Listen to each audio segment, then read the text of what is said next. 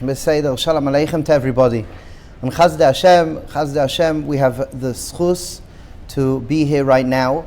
And as we have throughout this series, to recognize that there's change and transition. Change and transition. What's change and transition? Change and transition is the fact that there's a natural change that's constantly occurring. A natural change that's constantly occurring. I'm moving from one space to another space. I'm moving from 1 minute to another minute, 1 hour to another hour. So there's time and there's space. And what we want to understand, and really what we want to experience, is the cultivation of the internal world, which we call transitioning, to meet change. To meet change. So what we have said is a person can physically be here, but inside their mind they can be 3, 4, 5 hours ago.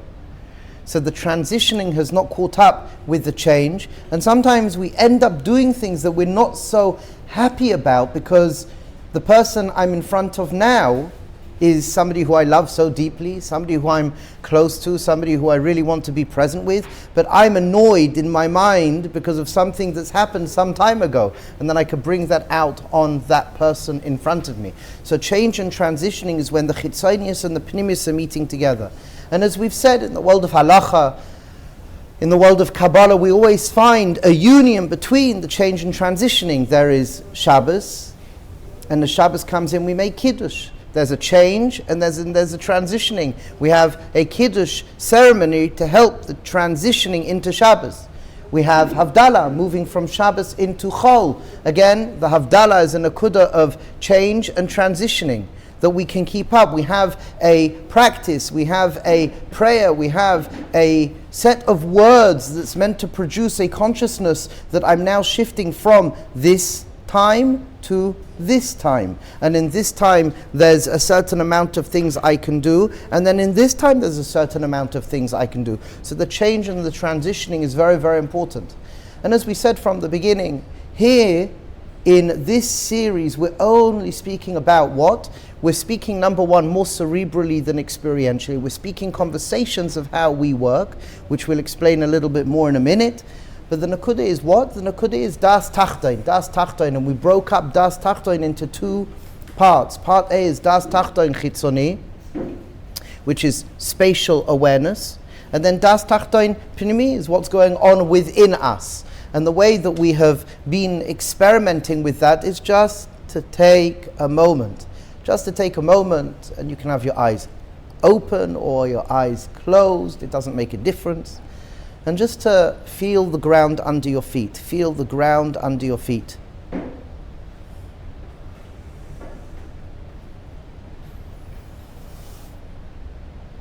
And listen to what's going on around us. Listening to the loudest sounds, and depending on where you are in your journey, listening to the quietest, most subtlest sounds.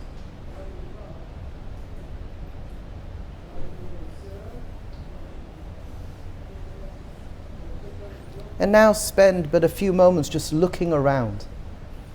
Just looking around. Noticing colors. Noticing when and where things begin and things end.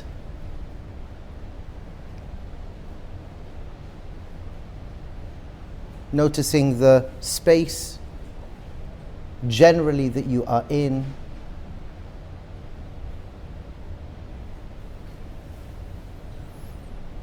If you are with people, noticing the people you are with. Beautiful people trying to find their way.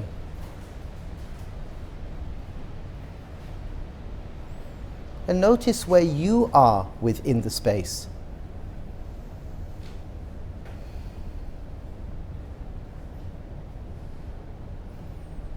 Daat Tachton chitzoni. And then all we have to pivot slightly is Daat Tachton pnimi.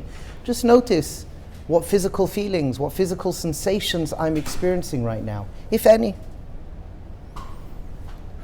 Start with your feet and gently work up a body scan. What am I feeling in my body right now?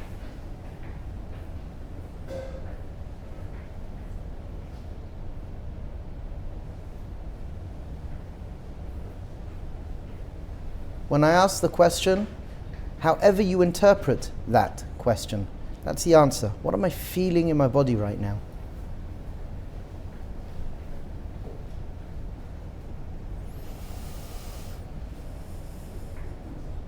What emotions, what feelings am I feeling right now?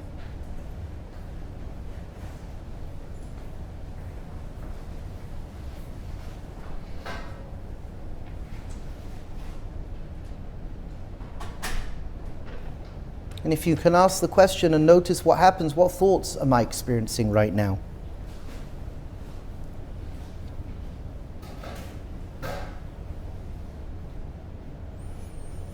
And at first, as we've mentioned, we just want to be aware that the technology, the mechanisms that have been created by divine intelligence, the cause of all causes, they're very functional. And we spoke about unconscious competency and conscious competency. What is conscious competency? Conscious competency is that I can experience and then I can share in words those experiences. Unconscious competency is I can have an experience, but I can't experience in speech the transmission of that experience. We want to be able to transmit, we want to be able to speak about it, because the more that we know something well, the better defined we have it within us, and for sure the experience of it, then I can transmit it.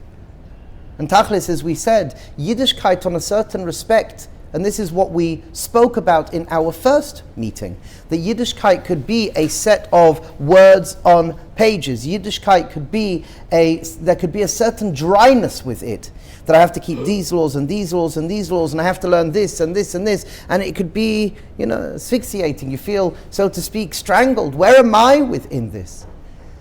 But then if we look through Tanakh, if we look through Shas, if we look through the Gemara, and we've got this booklet that I didn't send you, I need to send it to you, Mechila, that just shows how we speak about a sophisticated approach, Neshama, Ruach, and Nefesh. The Medrash Rabbah speaks about Chai and Yechida, the names of the soul. We're not just a body and a soul, we are a soul and a soul. And we have a sophisticated approach, and it's meant to be a normal, mainstream understanding of our different elements of souls.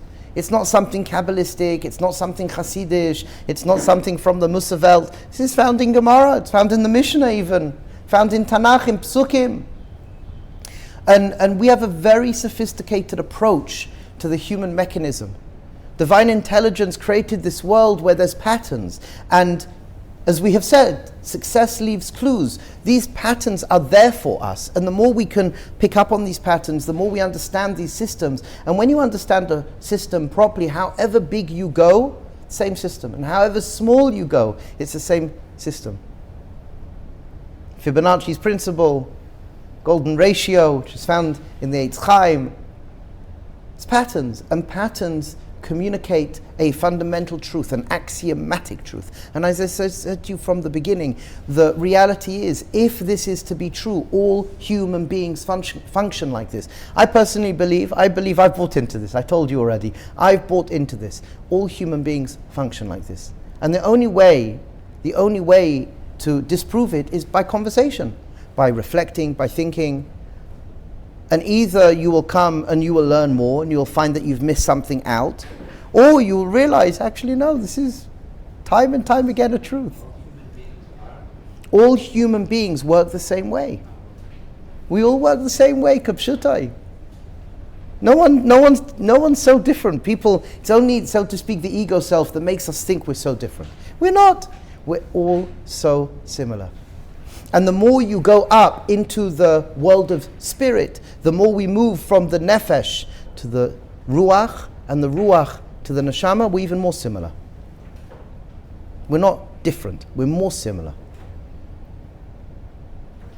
It's the nature of the study.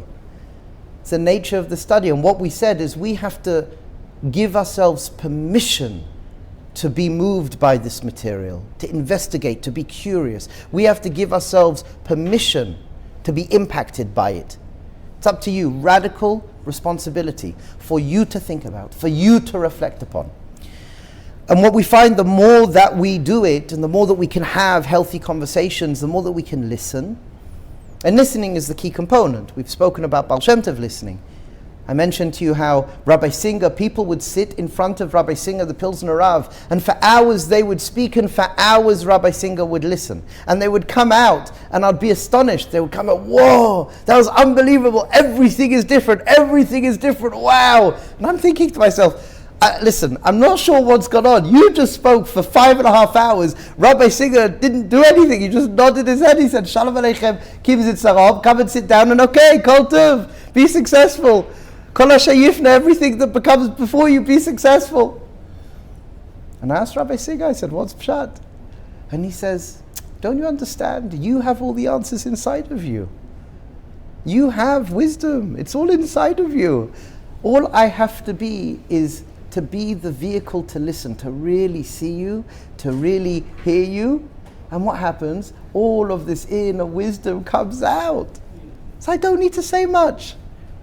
I just need to allow you to know that I'm present, I see you, I hear you, and the more that happens, you start to feel safe.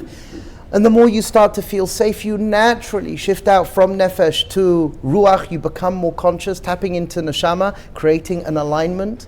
And when you create that alignment, all the magic's there. Everything is there. And everything we're speaking about is a speaking of healing. And sometimes we really don't have to do much. We have to be present and listen. There's such an important klal. And that is, we have all the information and we have all of the resources in front of us to live a fabulous life. As we mentioned in Vayikra, HaKadosh Baruch Hu created a beautiful world, and Hashem Yisbarach wants us to have a fantastic experience in this world. We have all the information, we have all the resources. What do we need to do? We need to assemble it. Everything's in front of us. It's coming to assemble, it's coming to harmonize. I think we spoke about this, I don't remember, it could be that we spoke about this, maybe somebody will tell me. But when we speak about the world of ruchnius, people translate ruchnius as spirituality. I think we spoke about this maybe yesterday, it came up. But the nakuda of spirituality is quite an abstract word. We have our interpretation, our language to explain it. But another word to use, or another couple of words to use to translate spirituality is vibrational frequency. Vibrational frequency. When I'm vibrating on a lower vibrational frequency, Tachlis is I live a different quality life to when I'm vibrating from a higher vibrational frequency. And when I recognize there are certain midos which are qualitatively a lower vibrational frequency. So according to Rav Shapira, there's 3 levels to vibrational frequency which correlate to nefesh, ruach, and neshama. Nefesh is a lower level vibrational frequency, and when the nefesh is not connected to ruach and neshama, we very easily can fall into hurt and despair. We become controlling, we have to protect ourselves. When we are in a place of nefesh, we can feel judged, victimized. It's a victim mentality. However, when we then shift and we could raise our vibrational frequency, tapping in more to das, becoming more das, present, whatever we want to call it, consciousness, what starts to happen? We become more aware, we become more understanding, we can become more tolerant, we have the ability to be present, we can, so to speak, disconnect in a healthy way. And that's really good. We become self-motivated. We become the hero of our story. That's the second shift. There's a victim mentality, a meichin, a victim meichin, and then you have the hero of your story meichin. But then there's the neshama. The world of neshama is a higher vibrational frequency. This is ahava and yira, love and awe. This is joy. And this is the redemption mentality. The redemption mentality. And remember, we spoke about redemption. In the world of redemption, you have exile within exile. This is when our consciousness is enveloped in the lower self, the ego self. Another word Another way of understanding that is when I'm just functioning from my reflexes. I'm just reaction. It's reaction without any gap. So nefesh is the place where, if not connected in a healthy way to ruach and neshama, it's when the hisaris and dachav are touching. I see something, I jump on it. There's a trigger and a response. There's a stimulus and a response, a reaction, and I'm just jumping. I'm not thinking. I'm not aware. And if it's a good reaction, okay, amazing. That's what tikkun hamidos is. Fixing up the midos is that we can create a situation, create a perpetual situation where the nefesh is upgrading. In the Lashon of Chabad, we brought this in the Lashon of Chabad, kuntres atfila, kuntres avoda, the nefesh comes up to the ruach. We are raising up. There's an elevation.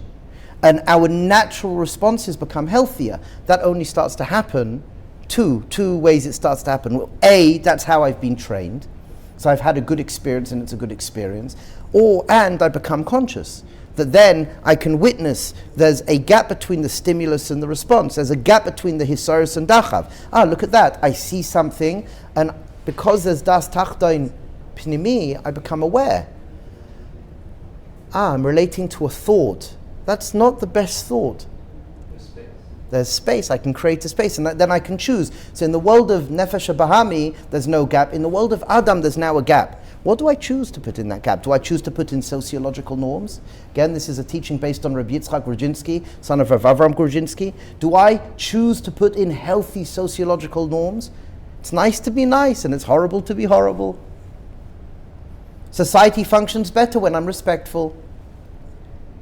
But then B'nai Torah is when I could drop into that gap Torah. I could drop into that gap Torah thinking, halacha, the ideas that I've learned from the Sfarim I've learned, Yichudim, that's B'nai Torah. That's B'nai Torah. So you have the Behema, you've got Adam and B'nai Torah. Now, when the Torah was given to us at Har Sinai, we became Adam. We shifted from the world of the Nefesh and we moved into B'nai Adam. When we were given the Torah, though, there's another darga, and that's B'nai Torah. And we are a nation to be B'nai Torah. The Tiferes Yisrael, and Tiferes is balance, Tiferes is healing. Remember, you take the word refuah, Reish Pei Aleph, Reish Pei Hey, and the same root is Tiferes, it's healing. Refuah and Tiferes are the same root. The more we heal, the more we become balanced, which is an alignment, Neshama, Ruach, and Nefesh.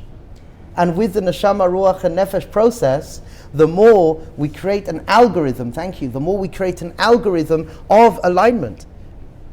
So that higher vibrational frequency is what? So in the world of Nefesh, there's a thickness where the Ruach has fallen into the Nefesh. This is what happened after Chet Adam. There was an implosion of intelligence. There was an implosion of information. So to speak, Adam and Chava, through eating from the tree, they had so much light and they didn't have the vessel to hold it. They popped. There was a popping. And then what happens now is there was a collapse. And in that collapse, we perceive reality a different way. We experience reality a different way. And now we want to become once again, and this is our Avodah, we want to come out of the thickness of the Nefesh, that we can now vibrate vibrational frequency between the neshama and nefesh. That vibration is the purest vibration of how we create alignment that we can receive deep insight, hasaga.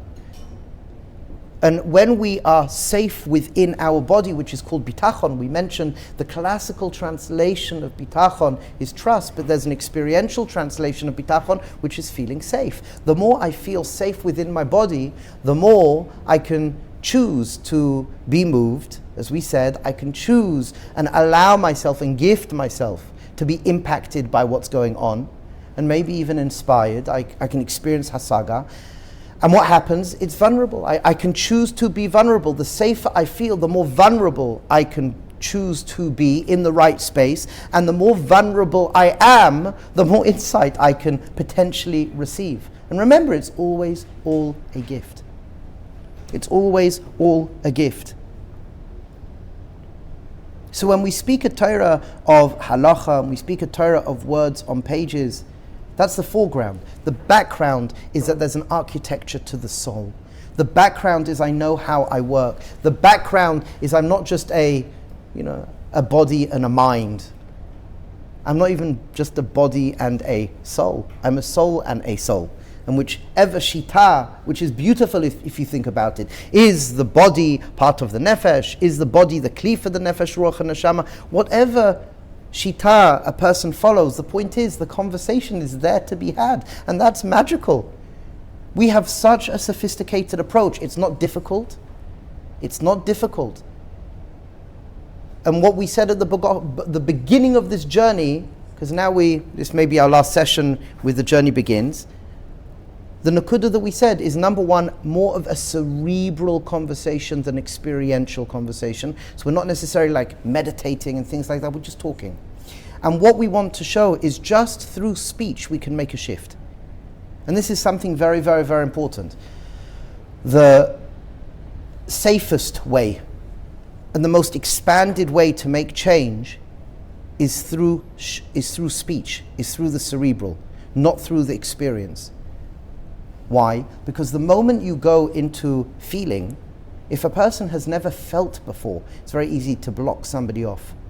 But to start with conversation, generally, just smart conversation, listening, sensitive conversation, you can gift a person to constantly feel safe and make change in that conversation as you get to know them, leading them, if they want, to some sort of meditation. And this was the critique. This is what Rabbi Moshe Shapira said. One has to be very, very careful, because you can switch somebody off like that.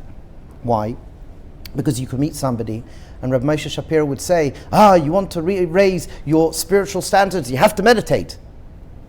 And not everyone's built like that, especially if we've never been led into it. Again, over the last 100 and something years, between 1740 and 1840, the Industrial Revolution, we've been led out of the Tzelem Elokim. We've been led out of the human experience. We've been created as a machine. Society looks at us as a machine. Now it's trying to find its way back. But between the 1740s and 1840s, there was a massive shift of factories.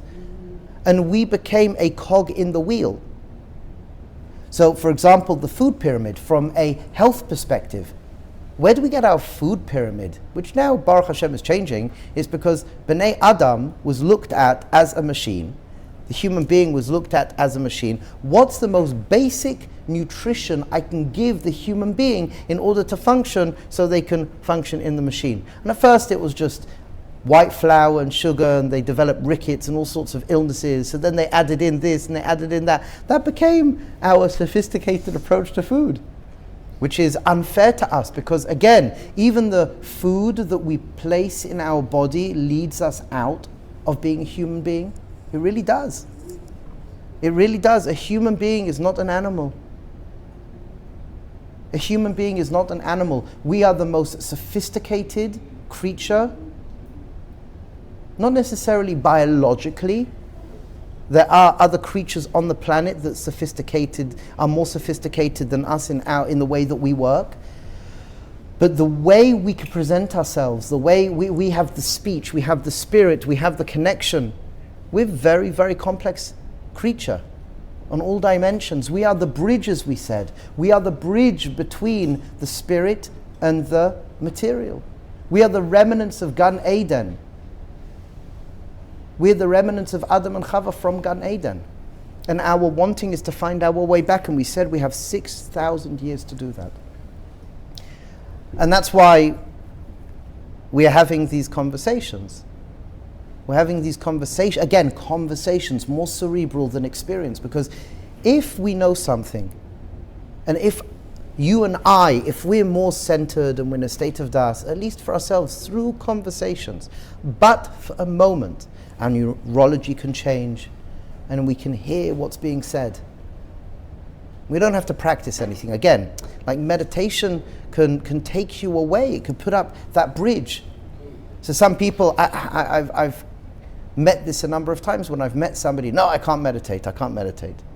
My mind's always racing, I can't meditate. So don't. You don't have to meditate.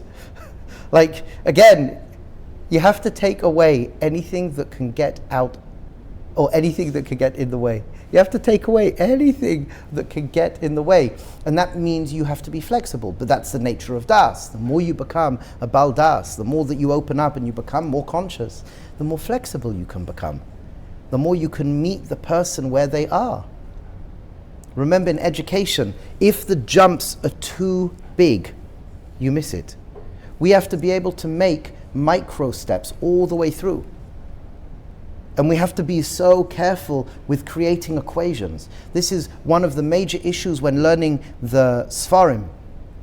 When learning the Sfarim, we have to understand how these Sfarim were put together. Take, for example, the Noam Elimelech, the Heilige Zayda. So, one of my relatives, I call him a great uncle. He wasn't actually a great uncle, but the Sasva Rebbe, he would say that when the chevra of the Noam Elimelech would sit together, it was a chevra. They would sit together, they would talk, they would communicate. In the writings, it appears as an algorithm. Take, for example, Piasetzna. Rabbi Yitzchak Isaac Shapiro, who was a student of the Piasetzna. They would sit together and talk. So if somebody asked a question there and then, the Piasetzna can critique in the language of the person speaking, the audience. This is to do with Maisa Merkava, and we mentioned this in the beginning. You've got Maisa Merkava and you've got Maisa Bereshis. Maisa Bereshis are the words on the pages. Maisa Merkava is this. It's not the Chabura. So this is a bridging. We're just trying whatever we're trying. This is not a Chabura. But the fact is Maisa Merkava is that you are in front of me. So if you read Sfarim, they very easily can appear as an equation. If you do this and this and this, this is the outcome. This is what will happen. And then people try it and try it and try it, and it doesn't happen. Is there something wrong with me? I'm broken? No, because that's Maisa Bereshis. You have to have the Maisa Merkava. But it's forbidden to write it down. That's why it doesn't work. So there's two elements. It's oral Torah. So what's pshat? But am I clear in what I'm saying? I'm saying what you're saying. Yeah. We're saying the same thing. Yeah. Because it's oral Torah. Because if you write it down, it loses something that doesn't give you access. And what happens is typically the access, the lack of access is, I feel I'm not good enough, I'm not worthy. And as we said, we have to involve ourselves in the Avodah. Everything is Hashem Yisbarach. And even with this material, I know from Rabbi Singer, Anava and Shiflus, and the Mahalach, and this is something so important, the Mahalach of the Nistarim was to realize everybody's trying to figure it out. It's true to say, the Gemara in Sanhedrin says there'll be a few people who really get it. But when we really get it, understand that we're Balei Gaiva as well. So I can turn around and say, when I look out at the world and I see this and I see that and I see this, and Tachlis, we're speaking, we're present, we're speaking to each other, we're so conscious. Shtuyot legamrei. Everyone's trying to figure it out. Anava and Shiflus. Just because I'm more conscious, it means nothing. When it's not in conjunction as an equality hishtavus. So I can't turn around, and if I do turn around, and all of the chevra know this with one another, if God forbid I say something, I'm better, I'm this, I'm the, you smash them down. There's no room. It's killing us. The inability to listen to each other, the inability to see and hear each other, it's hurting us. And all we can do, I'm not here to change anyone's mind. Like, this is something so important. On one respect, again, there's a horizontal and a vertical. On one respect, I'm here, this is Hashkacha Pratis. Hashkacha Pratis, in the present moment, you have a Yoshua Gerzi standing in the Beis HaMedrash, in this makom, and I'm talking, and you've turned up. What I'm doing right now, my incarnation is my curriculum. On one hand, what I'm doing right now has nothing to do with you. My incarnation is my curriculum. So this is where I am right now. I chose to be here, and it's got nothing to do with you. You are completely separate. And in your incarnation, you chose to be here. So I'm just talking, and you're just listening. I've got nothing to do with you, and you've got nothing to do with me. On one level, the Hashkacha Pratis, I'm in my own guf. I'm in my own Daled Damois. And in one dimension of reality, all of this is coming from here.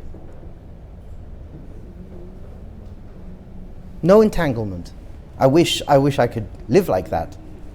You know, when the kids are running around. Right now it's easy. It's easy, it's quiet. When you come home at 1 o'clock in the morning and the kids, two of the younger ones, the 6-year-old and the 11-year-old are meant to be in bed, but they're sitting there, no one put me to bed. So how easy then is the... Okay. But on another dimension, obviously it's us. It's us. And there's this balancing act, and it is a paradox. An entanglement, if we are in a state of nefesh, can be so unhealthy without the guidance of ruach and neshama. It can be so unhealthy, and we're hurting because of it. And what we want is to have the availability. You know, I was very excited because a friend of mine who's in one of the chaburas, who's really, really opinionated, mamash. He believes his story is right. He's listening to his inner story, and I'm relating to my thoughts in the present moment. Daat Tachton, and he's catching himself. So he had a conversation with somebody completely and utterly opposite to his way of thinking, and he came back. He called me. I've never felt so good. And I said, why? Did you have a fight with him? No, I didn't say anything. I just listened to every single word. I validated every single word. I agreed 1,000,000,000% with him. And I felt it in my body.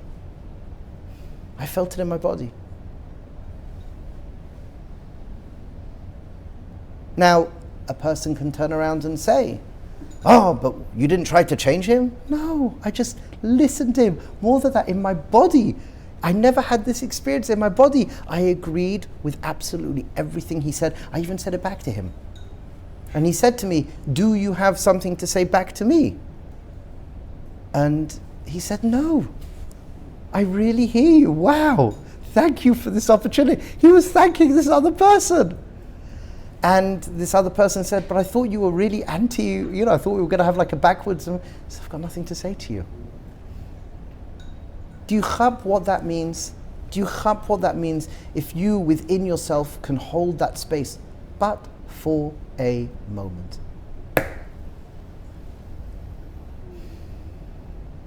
And all of us work the same way. All of us are listening to our story in the present moment, Daat Tachton Pnimi. As we said from the beginning, this is an exercise, this is a set of talks where we're trying to lead ourselves back to the reorientation, back to the spiritual vibrational frequency where we can become Tselem Elokim once again and open ourselves up to this darga of what we call Ruach HaKodesh, at least Ruach HaKodesh. And again, we said with the words that we use, emunah, devekus, bitachon, all of these have experiences behind them. When Rabbi Nachman says, we quoted this again in the first time we met, that there is a disconnect, Lukutei Kitzu Lukutei Maran Kav Zayin, when there is a disconnect between the neshama and the nefesh, we consider the chayla nefesh. Rabbi Nachman Torah Yud, that if we experience less Yishuv Hadas, we feel less connected to HaKadosh Baruch Hu. The more Yishuv Hadas, the more connected we are. That's even if there's no Menuchas HaNefesh, as we discussed. But all of these words, we have a sophisticated lexicon in Lashon HaKodesh leading us to experiences. Are they just by words that we use? Or actually is the mapping out of human consciousness so there in front of us? Did we separate that Devekus, Emunah, and Bitachon is Neshama, Ruach, and Nefesh? And there are three friends. So when I've got, again, classically translated, Emunah is belief, Emunah is faith. But there's a translation we use that, again, we translate into English. Why? Because that's where we are, that's okay. But when we translate the words into English, how does that feel to you? So when we say emunah, we use the term perception. Emuna's frameworks of thinking. What's my frameworks of thinking? What's the dveikus? So number one, I'm always relating to my frameworks of thinking. I'm always relating to my perception. That's how life works. All human beings function like this. Rav Kook speaks about it constantly. Koyach ha'emuna. Everybody's functioning through their perception. Everybody. Koyach ha'emuna. And everybody's connected to something. Dveikus. We're all medavek to something. We're all medavek to something. And everybody's always perpetually in a state of bitachon. How safe do you feel? So again, bitachon, we can translate as trust. But a more embodied translation is, how safe do I feel? Bitachon. What's my frameworks of thinking and what am I connected to? Is what I'm connected to good, bad, healthy, unhealthy? Are my frameworks of thinking the story that I'm telling myself, is it helpful, non-helpful, helpful, hurtful? And how safe do I feel? And how can I become a conscious practitioner of feeling more safe? So, Deveikus Emunah Bitachon are all friends. And when you start to understand the experience behind the words, then you open up a sefer, wow, and the Chachmei HaAvayda. And in this Beis HaMedrash, we don't say, people today, I get it. People are trying to find something. So everyone has to learn Pnimis HaTorah. Nah, it's not true. It's not true. It needs to be a natural part of our diet. Everybody needs to learn Chassidus. Come on, everyone needs to learn Musa. We have a term, Rabbi Belsky brings Chachmei HaAvayda for this specific reason. It's not about learning this, it's not about learning that, it's not about learning the other. Chachmei HaAvayda is to be reintegrated into Tzelem Elokim and to recognize across the spectrum in Tanakh, in Mishnah, Tosefta, Chazal. We have all these terms of the soul parts. And there's a Torah Sheba'al Peh behind it. It's true to say that by the Nestorim, the major wanting for the Baal Shem Tov, and this is found by the Chai Shlomo brings this, and the Gra as well brings this, but the major Nakuda was to reorientate us back into Ruach HaKodesh, which is by definition becoming more of a Tzelem Elokim, which is by definition the aligning of Neshama, Ruach and Nefesh. It's a natural consequence. It's Tiv'i. Rav Kook wanted this. Unfortunately, it didn't work out with Rav Kook because Rav Kook got hijacked. Like the Baal Shem Tov in a certain respect got hijacked, and that's okay, that's good, it's good with even an achuz of upgrade than no upgrade at all. But the Nestorim constantly throughout the ages, the more you become a conscious practitioner of living, the more patience you have. There's a natural TV unfolding. And whether it's now or whether it's year 6,000, it really doesn't matter. It matters to us from a nefesh perspective because we experience pain. We experience suffering. But the more you rise above that, as Rabbi Nachman writes in Lukutei Maharan, or Rabbi Nosson writes in Lukutei Halachos, Pesach and Sukkos, that we can be above time. And the moment we can move from that just horizontal to vertical, changes everything. And I think as an introduction, we've started our journey. Again, this is just the first shlav. No, it's a conversation. It's an unfolding conversation. It's a relationship. And that's as well something which is really important. Long-term, deep, healthy, intimate relationship. Respectful relationship. Really, really, really important. And if we can shift from exile within exile to exile within redemption, but for a moment, it's worth it. When I can move from redemption, when I can move from exile mentality to redemption mentality just for a moment, it's worth it. It's worth it. And one person at a time. Conscious competency over unconscious competency. One person at a time. So we got the last paragraph and then a poem Be'ezras Hashem. And so let's take, before we move on, let's take a couple of questions and then go into the text and complete the text. So two things of what the Rav mentioned. First, when the Rav referenced Adam and Chava in the tree eating boo-boo experience, we couldn't handle das, and so everything kind of had to implode. Not that we couldn't handle das. Overwhelmed? We were overwhelmed with light. Overwhelmed with light. So does that speak to, there's this phenomenon that people talk about, it's, I think, largely exaggerated, this idea that our brain is not functioning nearly as much as it possibly could. Is this potentially speaking to that? 1,000%. We don't have the right pathway to do it? 1,000%. We should be. I remember my grandfather would tell me that his grandfather, Rabbi Gerzi, would say to him, we should be telepathic. We should be telepathic. We are telepathic, but we should be, as in, we are telepathic. We have the kalim to pick up. My grandfather would tell me that he met people who could pick up radio waves. They could sit, they could meditate, and they could pick up radio waves. We have these kalim. We have these kalim. I've met people. What's telepathic? Telepathic is that I don't need necessarily to speak to you to know what you are thinking. These are parts of the brain which we have all the technology for it. We have the technology to receive. Like the Gra writes, the moment we go above, so to speak, I don't like these words above and below, but that's the only language that we have. But the moment I'm in a state of das, and if we take the system Alpi the Sphira, which we haven't done yet, and I'm very, very careful to be careful with language. Again, my big mouth, I said I wouldn't give Makaris, and I give Makar. I'm an animal. I'm trying to become more of a baldas. I'm sorry.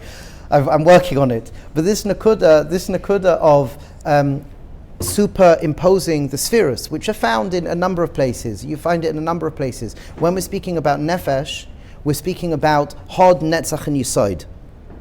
Hod, netzach, and yisoid, in that order for a specific reason. Then you've got tiferes, which bridges nefesh and ruach. Tiferes is hasaga, insight. Then in the world of ruach, you have chesed gevura, and chesed gevura is this aspect of dimyon and machshava. Dimyon and machshava. Then you have das, which bridges neshama and ruach. Then you have chokhmah and bina. Whatever the experience is, I'm not going into it right now. But the point is, the more you start to align all of these different elements, again, we are framing a moving process for the sake of education and hopefully a little bit of entertainment. We're framing a process. But the nakuda is, it's a davar tiv'i, it's natural. That's why we see the natural response to healing is you're more present. The natural response to healing is that you can deal with life's uncertainty in a more sophisticated manner. The real response to healing is that you could typically get on with people. You have more patience and tolerance, and you're more graceful with people. And we want to be able to make that the norm. It's not that we were unwell and then we have to do healing in order to become well and aligned. We want to be able to introduce this from the beginning, that we know how we work and we can open up to the neshama and hasaga and insight. Insight is there. The world of neshama is multi-generational insight. Multi-generational. So there's, people, I told you a story, and again, I'm not talking about the nice party tricks.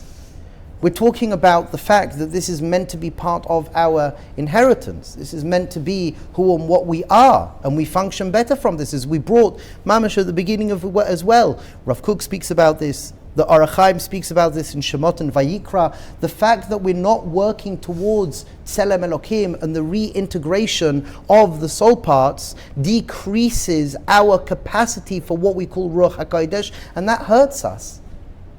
We're not just a mind, we're not just a brain on a stem. We're far more than that, and we want to be that. And that's the reconstruction. That's the reconstruction to become what we're meant to become. There's obviously always a lot more to say on this. Yes, Rabbi Adam. What you describe of creating space, a safe space for the experience of the neshama,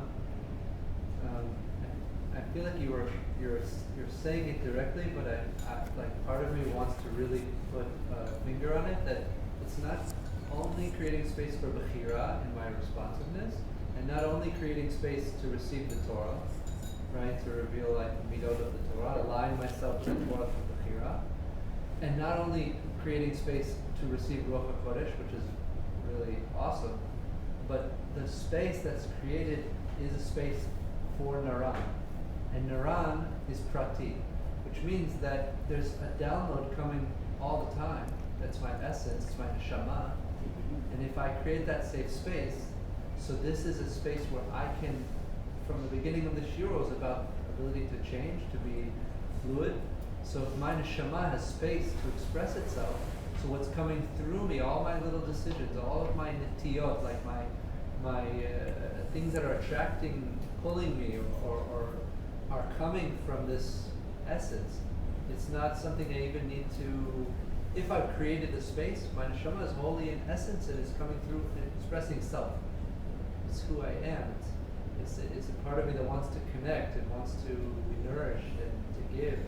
The kedusha is atzmut, right? I feel like that's really the chidush is that you have a place to find who you truly are. That's your essence. But if we don't clear the space, it's very hard to find. And these what you just shared, if I can just say it in a way that we shared it a few months ago, based on Rav Ashlag, there's these 4 dargas, that is receiving to receive, like a little child. And we all are there at some point in life, and for sure, perpetually throughout life. There's sometimes we need to be held, sometimes we need to receive. Then there's giving to receive. I know that if I give, I can get something back.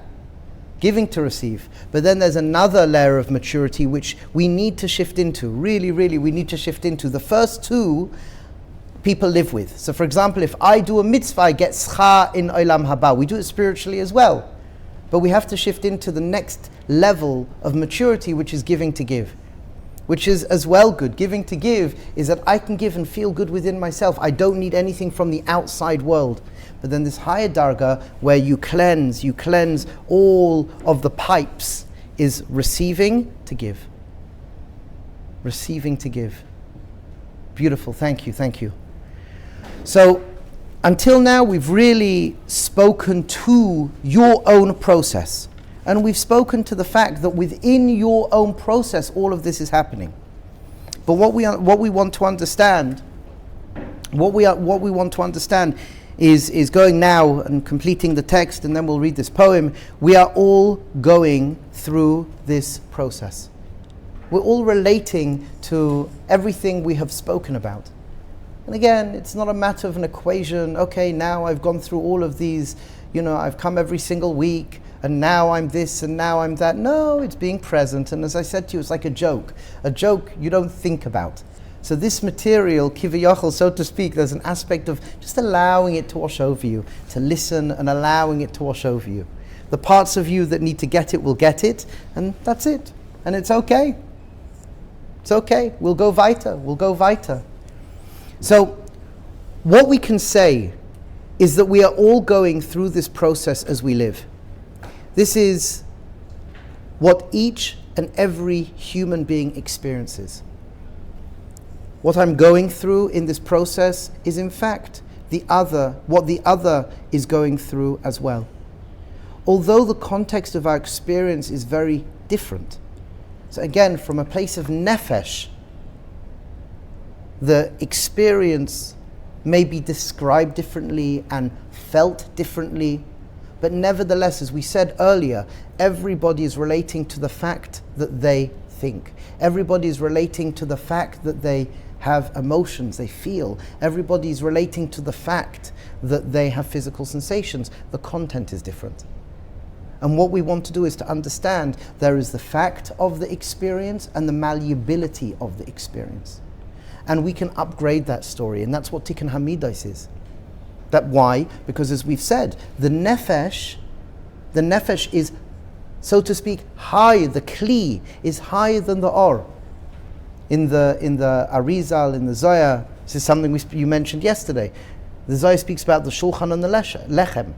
The Leshem brings this. What's higher, the Lechem or the Shulchan? Shulchan is. The Kli.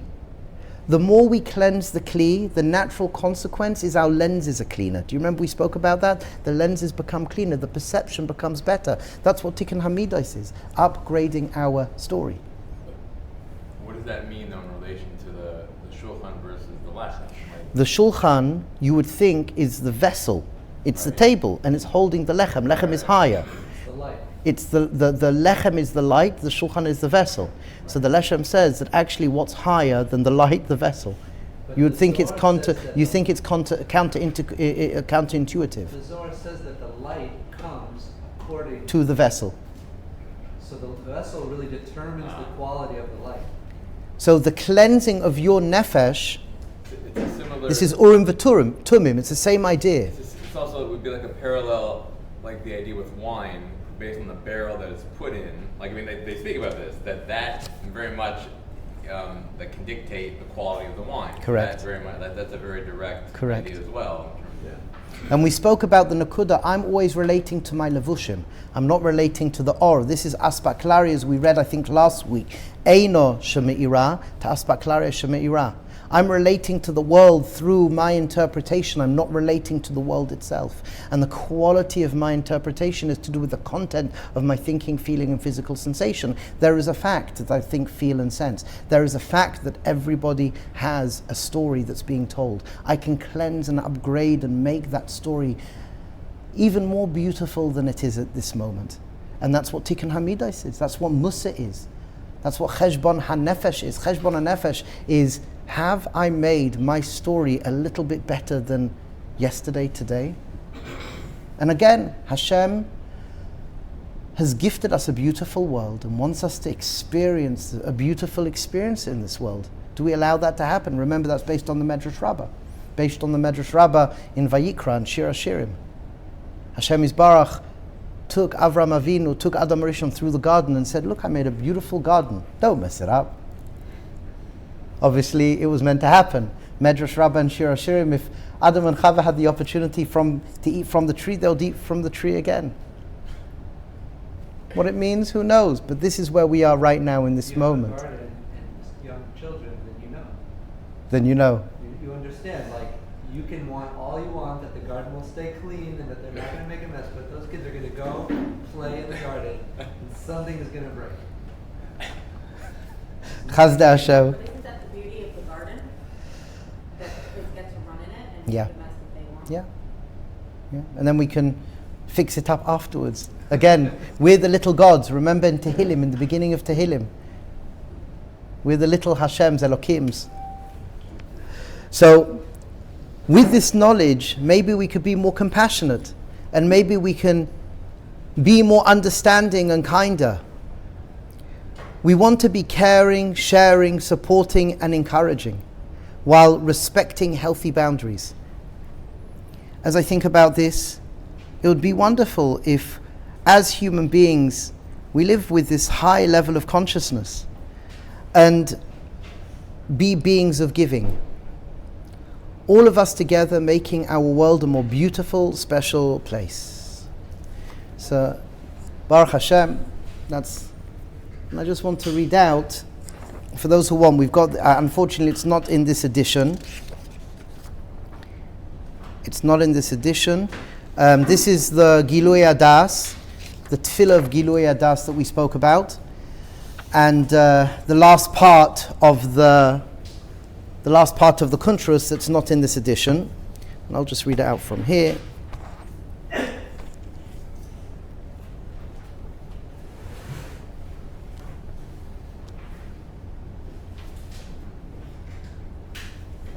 So this is from a poem, Hirhurei Torah, 2002. The journey begins. A path unfolds, a whisper starts, a truer wisdom nestled in our hearts. Who am I? The question rings. A quest for truth that courage brings. 3 modes weaved through life's dance. Thoughts, emotions, and physical and sensations enhance. Each a thread, a story to tell, a tapestry woven where mysteries dwell. If I can witness, then I stand apart. The observer holds the key to the heart, to see, to choose, to deeply know. The seeds of wisdom begin to grow. Meditation calls a stilling tide. Observation turns the gaze inside. Ignore or explore, the choice remains. The choice is mine, to uncover joy or linger in pains. The eye persists, a quiet flame, unchanged by titles or fleeting names.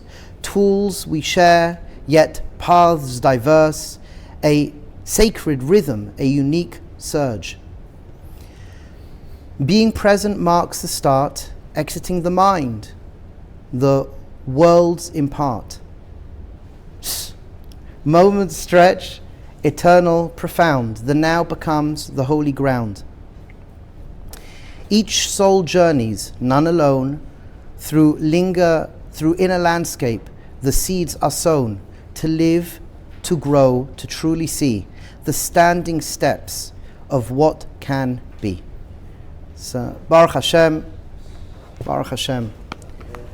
Tachlis is, what I'd invite you to do is, if you have the kuntres, sit with somebody, what did you hear, what do you take with you? Beseder. So just a couple of points before we end for today.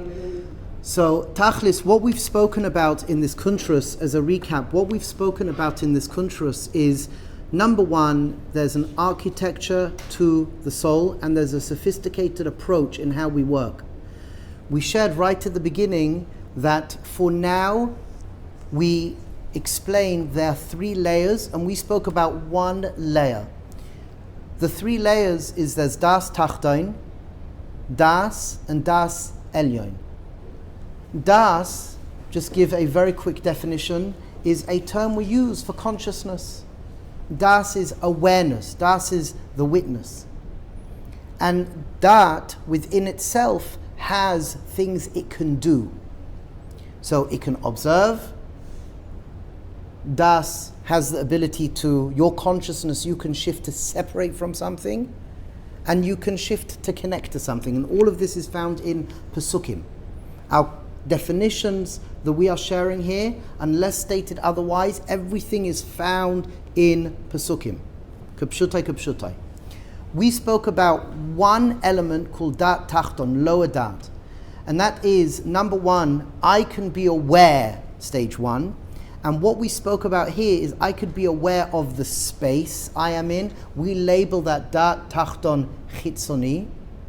And for example, you have sugiyas in Shas that speak about having a makom kavua, the space that we are in, where we should daven. So we should take note that davening in the middle of the room or davening in front of a wall, where things are positioned within space. Think about how carefully the descriptions of where all the parts of the Beis Hamikdash, all the menorah has to be here, the shulchan has to be here. Space is very important to us because we live in a world of space.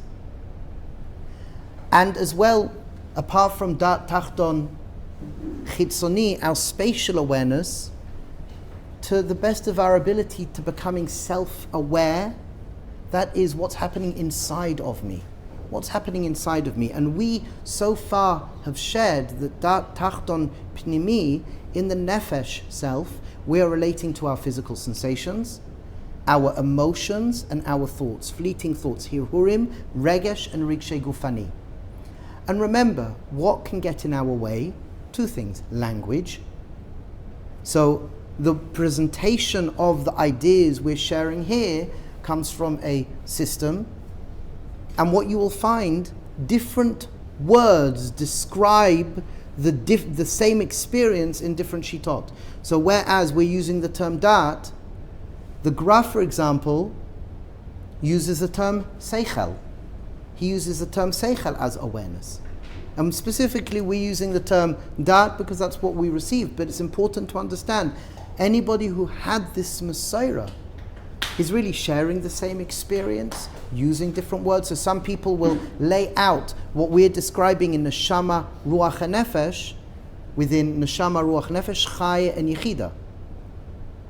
So we can impose these different experiences over the soul parts, and both are right.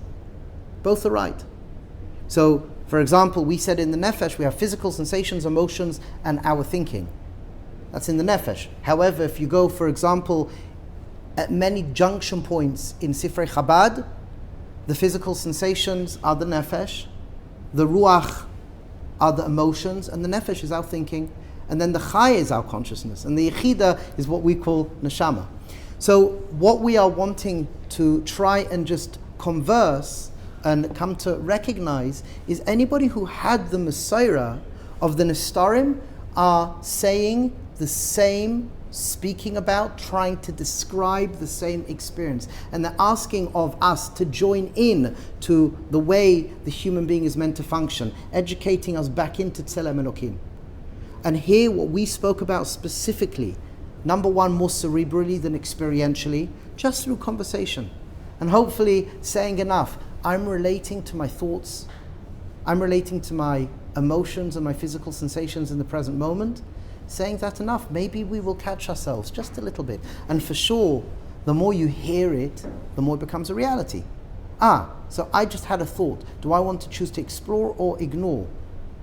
Maybe I want to act a different way. So there's a cerebral conversation that we're having, and we only spoke about two positions, really three. Witness, I'm witnessing my outer spatial experience, and I'm interpreting, I'm relating to my inner experience. That's what we have described here. And the hope is, again, we can take this and live better. We can start to make that shift, and hopefully the natural process leads us into magical, wonderful, and wondrous experiences. So any closing questions, any closing statements? Maybe I can ask, tell me, just listening to this material, you've heard it time and time again, just by speaking about it and reminding yourself. Again, we spoke about the Indian of Amalek. Amalek wants us to forget, but you feel it makes a shift in your normative living? Yes? Okay. And what you've heard, you've heard this material before, but just going over again, you feel it makes a shift in your normative good? And for you as well? Yeah? And make a shift in your normative living? Yeah? Okay, that's it. We won. Yeah. We won. First shlav. L'seida l'chaim tovim u'l'shalom. Bracha v'hatzlacha.